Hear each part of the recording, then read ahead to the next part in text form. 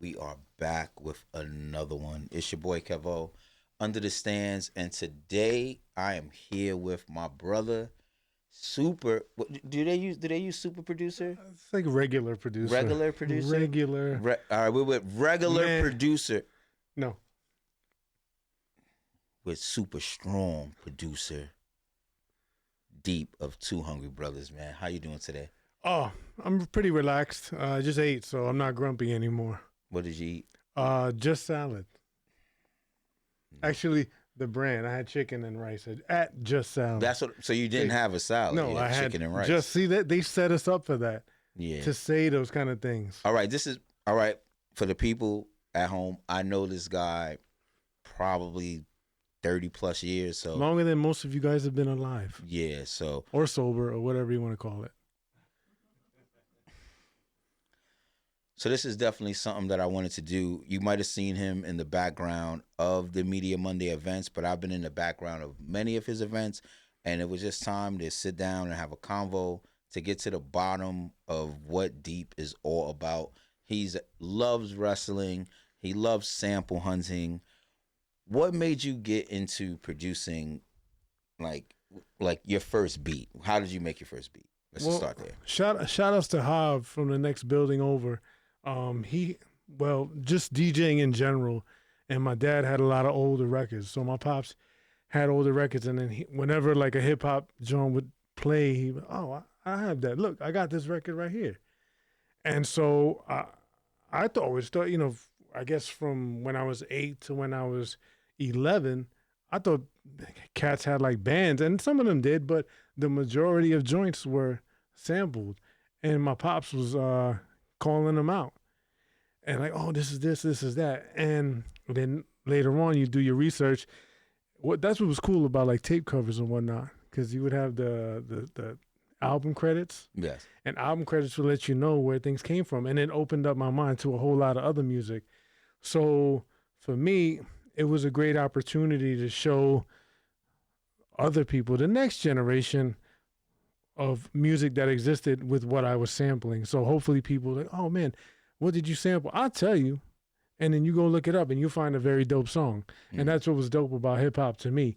It opens you up to different other genres, and it makes you a more cultured person from my angle, from my perspective. All right. So were you able to touch these records, or was these like records he played and then put them back? Nah, he got kicked out of the house, so they mine. Oh. Yeah. So wait, so he got kicked out and you got left with the stash? I got his stash. I got Uncle Willie's stash. You remember Uncle Willie from the building? Yeah, I got his stash.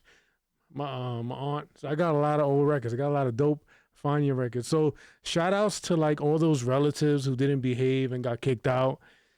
I got your records. Oh man, there was one record in my grandmother's house. Do not touch. Porgy and Bess. Yeah. Oh. Don't touch it. Like it was there. I knew from a kid not to touch it. So, how do you describe your beat style? Like, I'm very aware, but how do you describe it? Well, from our last Media Monday tune in, and you said, we're not doing Wu-Tang. We could do. Well, what did you say? We're not doing Wu here. We're doing. So I'm across the board. Because when I'm making beats, it's whatever I feel like at the moment. And shout outs to Rhythm Roulette, because when people would ask me how I make beats, it was very similar to that pattern. So when I put I was like, I go out digging, right? Wait, what the hell is Rhythm Roulette? Something by Mass Appeal. Yeah. Explain, please. So let me tell you what I was doing. What I was doing was I would go to like a thrift shop or in Harlem and whatever, people die and the records get thrown out, and then it goes to Goodwill or Salvation Army, and I would get those. I would be there, and I would cop those. And the records that I found that day were the records I was challenging myself to make beats with. Oh, okay. And so it's like whatever came along my path would be what I would use. So like a journeyman beat maker type. Yeah. Shit? So as opposed to like when you would come into the lab and be like, nah, Deep, I want you to use this Billy Joel joint, and then my autism would kick in, like I does not compute. This is not my process. We would clash, but that kind of a thing. But Rhythm Roulette was doing that. They were taking like mega producers. See, I'm not in that mega producer big name thing. They didn't invite me yet, but they would invite those guys and tell them to pick 3 records with blindfolded and make a beat out of those 3 records from a record store. All right, before we continue, I didn't say we don't do woo. We definitely do woo. I was saying we don't do the Talib Kweli beats. We do the woo beats. All right, so apparently I was doing some Talib Kweli, but Yeah. shout outs to the Beat Nuts. That was a big No, inspiration. he's fire, but that's not my that's not my cup of, rapping. Oh, High Tech produced his beats, but Yes. shout outs to the Beat Nuts because that was a really big inspiration for me. Was it because they were Latin or because it was largely because they were so. We grew up in the same building, and you knew like everybody was either listening to house and freestyle, yes, or rap a lot of the times. Even though there were times. This is like we're talking about late '80s, early '90s, and in Hot 97 was playing everything, but you went one way or the other. And my uncle Will was always playing house music. And it was like, oh, this is what's for us. You got Lisa Melendez. All the last names were Latin. But then during our formative years, I get Curious George coming up. I get Fat Joe and the Beat Nuts. yes. And you find out that the Beat Nuts produce a lot of it.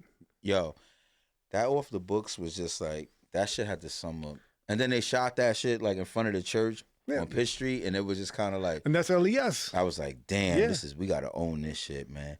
So. Name some of the artists that you're not even so much currently working with, and I don't want to say big or small, but who are some of your favorite artists to create music from besides me? Oh, right. Well, currently it's my boy FU. Especially we try to get that Theo sound, like or Theo's like your uncle, the uncle that would that your mom told you not to hang out with. Yeah, that type of shit. Okay. Yeah, like that he would give you all kinds of crazy advice. The Hefe, pretty much. Yeah. Okay. So that was the sound we were bringing with 2 Latin dudes, trying to bring that that Theo sound, back into hip hop, because it's not like we're doing the young Latin guy, because we're not young, but we are, what I'm saying, Latin. Okay. And So it's been very dope working with F because it's grown dudes. Oh, we're gonna do this? Yes. We're gonna meet here. We're gonna cover this. We're gonna do that. There's no excuses. We don't do excuses. I love no excuses. So dope. So and shout outs to my boy Breeze Everflowing, who was like the Blaze battle champion from back when, and an EOW champion, and shout out EOW. Shout out EOW. But I've been working with him as well because I've known him not as long as I've known you, but for a very long time. And so it's cool, when people just come back together, because we're not kids anymore. We don't have a lot of those little hang-ups that we had growing up. And then you just bang things out. You know what I mean? Nice. Now, I have to mention this Two Hungry Brothers shit. We can't leave out my man. Ben Boogs, yeah. All day. Ben, well, he transmitting live from Jersey, but he's in. Let's start from the root of. How did you guys meet? But let me just say, shout outs to Ben. The root of Two Hungry Bros is family, brothers, bros. So shout outs to Ben. He's doing the family thing, and he's busy doing that. And I'm sure he's playing music for them kids, and they learning. Ben Boogs and I met in PS 134 kindergarten. Damn. Yeah. So it's been real. Yeah, it has been real. He needs to send me some beats. Stop playing. I'm not gonna rhyme on them. I just like to keep them so nobody else has them. Type shit. So what's new besides the album with your homies? What do you have cranking out right now? Like what's your brain? So what are you working on? I'm currently working on the 3rd installment of the respect. That's the cover where he's holding the. So we've been doing, we've been paying respect to to Willie Colon and Hector Lavoe. So the first cover was him doing the Hector Lavoe legendary, iconic cover, and then the other one is and Hector who? Hector Lavoe.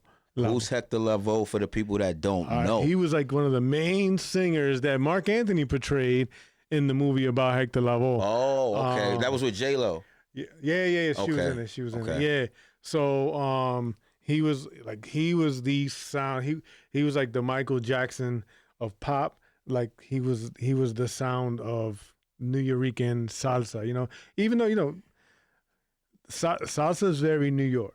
You know what I'm saying? It was like the hip hop, because if you listen to stuff like Ruben Blades, he's talking gangster ish. You know what I'm All right. saying? Even Hector Lavoe was talking a lot of gangster ish. Like walk down the street, keep your hands in your pockets, or keep your wallet in your pockets and tuck in your chain. They were saying this in salsa music. And we were just dancing salsa and not knowing he was giving out how to stay safe. They were giving us block. gems, on how to survive. You know what I'm saying? So shout outs to Hector Lavoe. But so for the third cover, we're gonna do, for the third album of the Respect series, we're gonna do another one of the iconic Fania joints, and like I said, we're banging out the third record of that.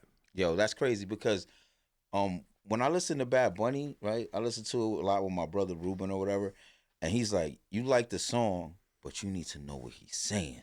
Then he puts the caption on, and I'm like, oh, yeah, spitting. Yeah, you know what I'm saying? But you know some of your Spanish because you grew up. Yeah, I do know a lot of Spanish, but I mean, when it's real Spanish, when they start rhyming, you got to kind of read the caption so you can Yeah. understand what they're saying. So, would you rather make beats from scratch or sampling? Like, do you make beats from? Do you not sample? Or is everything sampled? Let me just say, you went to PS 137. No. Yeah, I went to 134, and all we got was a recorder, and then maybe a violin, and then after that, it was no more funding for instruments. So no, I played didn't. the clarinet. So I did. All right, Squidward. So after that, it was a rap.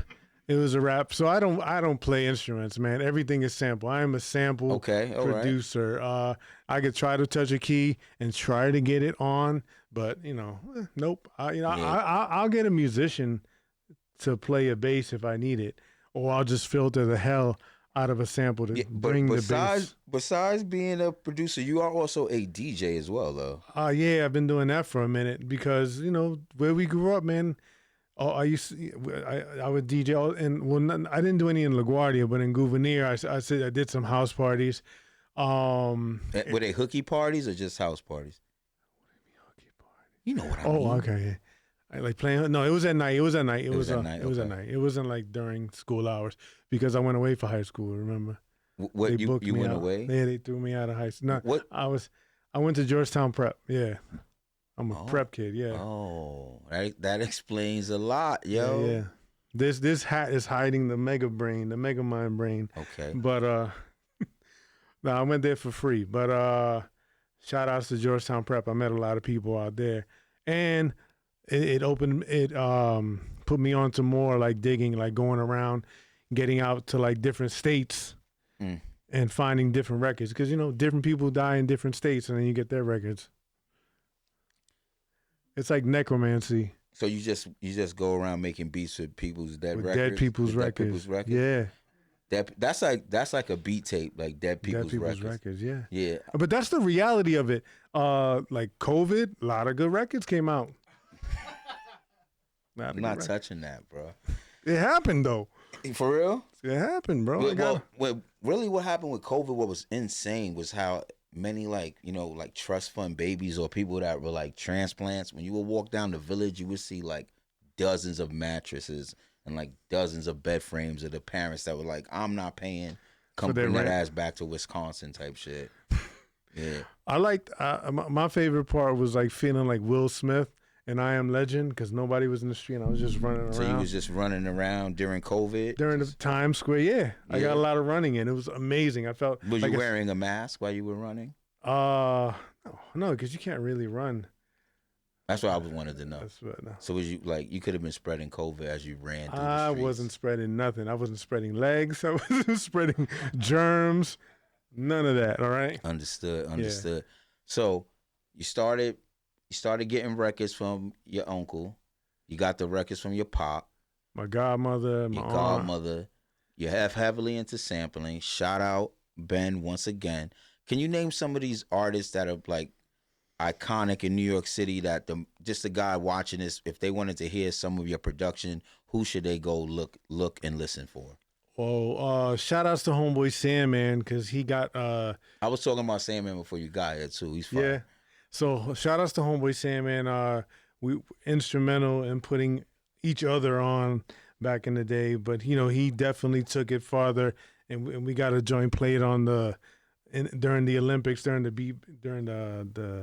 b-boy battle. For real? Yeah, the Carpenter. So wait, so they played one of your records during the b-boy battle? Yeah, The Olympics this year? India versus Japan. Yeah. They're only doing it for one. They said they're not redoing it, but and then the songs got licensed, which was dope. They did all like the clearing and whatnot. So I was That's pretty big, like, bro. I gotta go check for that. Why you didn't post any of this? I did. But one time. Oh, so yeah, you are a repeat poster, right? I'm supposed to do that. I'm not a repeat poster. No, but I'm saying like I'm supposed to do that to ensure that people see what I do, right? I'm a reposter. A reposter. Yeah. So I should have done that. I should have been more adamant about that. That's a great honor right there, though. Yeah. Shout outs to everybody who hit us up. It was like, yo, because I was at work. I was working. And I'm like, yo, you're home at 3:00 in the afternoon watching the Olympics. That's cool. Awesome.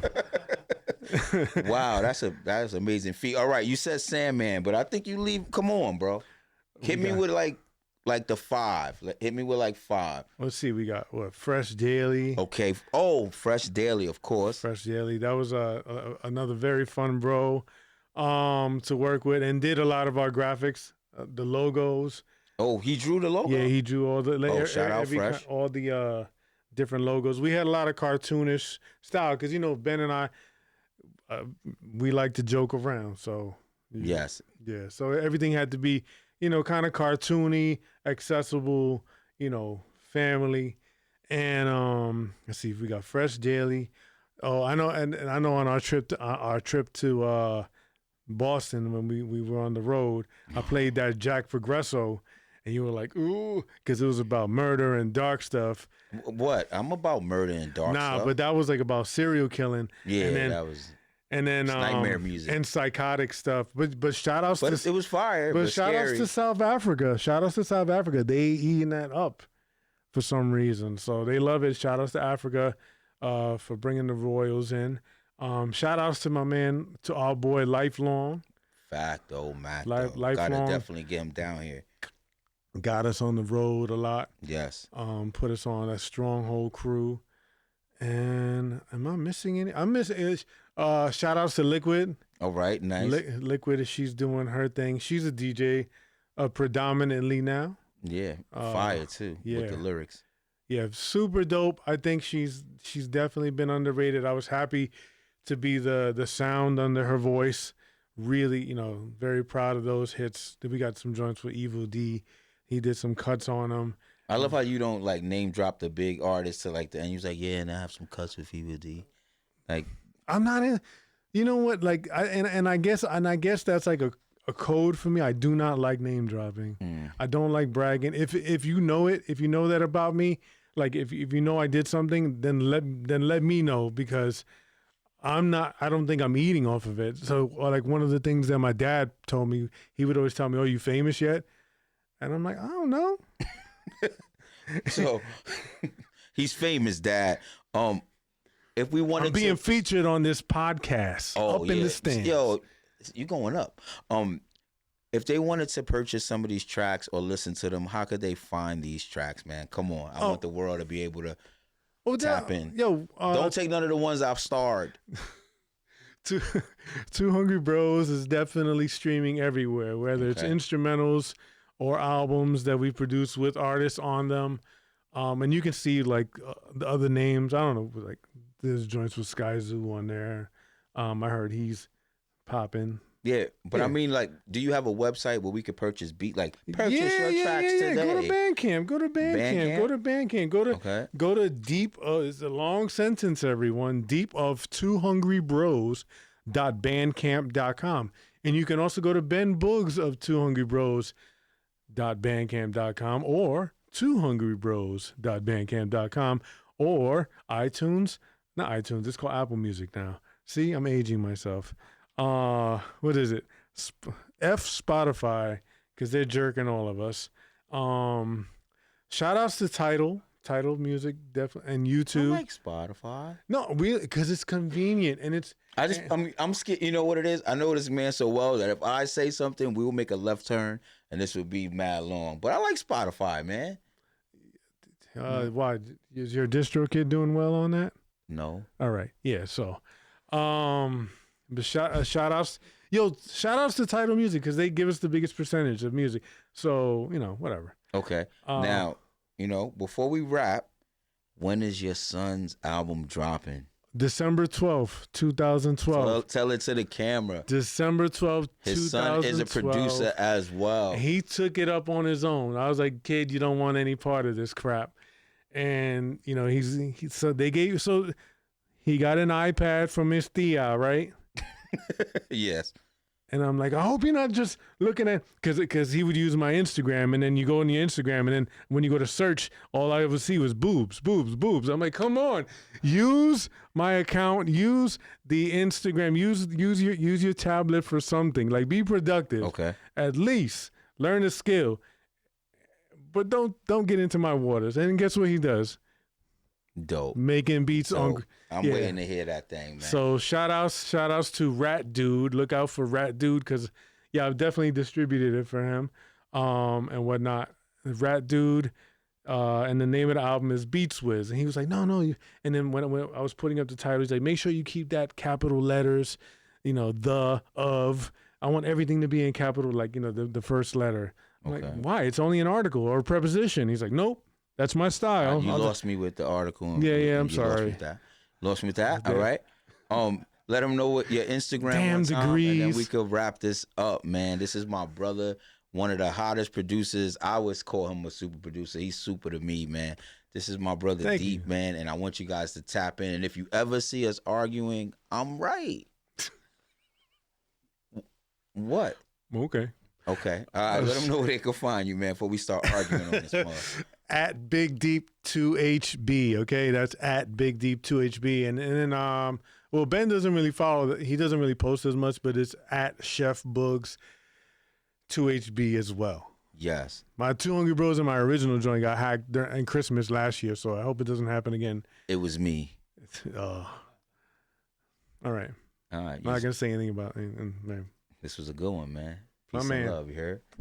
Don't knock you too strong, man. Oh, he's also a trainer too. Yeah. But we'll talk about that another time, man. You wake up early in the morning. What are you gonna do? You're gonna make money somehow. Become a trainer. Why not? Then you go to work. Because as you get older, you wake up earlier. So make money with that. Nice and neat, man. This is Kev. We're out of here deep under the stands, man. Tune in.